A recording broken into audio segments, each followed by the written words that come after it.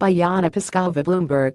In recent years, governments have pressured tech companies like Facebook, Twitter, and Google to do more to combat online radicalization on social media platforms, which terrorist groups have used to recruit and spread propaganda. A joint anti-terror campaign launched by the UK and France earlier this year considered imposing fines on social media companies that failed to take action against violent content and terrorist propaganda. Partially in response to those pressures, Facebook, Microsoft, Twitter, and YouTube launched the Global Internet Forum to Counter Terrorism this summer, an extension of existing anti-terror measures intended to improve technology for detecting terrorist material online and provide counter-narratives for potential terrorist recruits. It's unclear how effective the group has been so far, but at least one company involved in the partnership says it has had success in seeking out and removing terrorist activity on its platform. In its biannual transparency report, Twitter announced on Tuesday that it had removed 299,649 accounts for the promotion of terrorism in the first half of 2017 and 935,897 accounts between August 2015 and June 2017.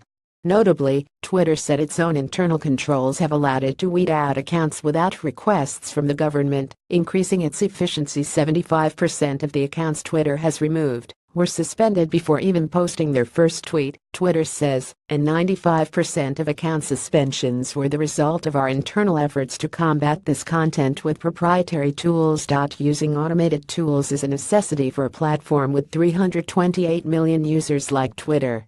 Facebook and YouTube have likewise adapted algorithms to combat extremist content instead of removing it manually, which would likely prove an insurmountable task. In the last 6 months, we have seen our internal spam-fighting tools play an increasingly valuable role in helping us get terrorist content off of Twitter, a Twitter spokesperson told TechCrunch. Our anti-spam tools are getting faster, more efficient, and smarter in how we take down accounts that violate our TOS. Of course, terror-related accounts create only a tiny fraction of the abusive content that gets reported to Twitter. The company said that 98% of government takedown requests were related to abusive behavior, and that they took action 13% of the time.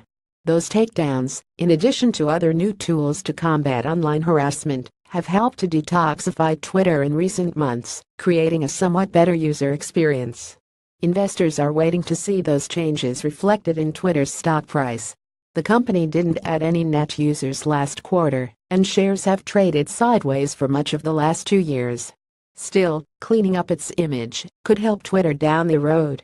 Last year, when Twitter was hemorrhaging talent and looking like an acquisition target, the company's well-documented harassment issues reportedly worried potential buyers like Disney and Salesforce.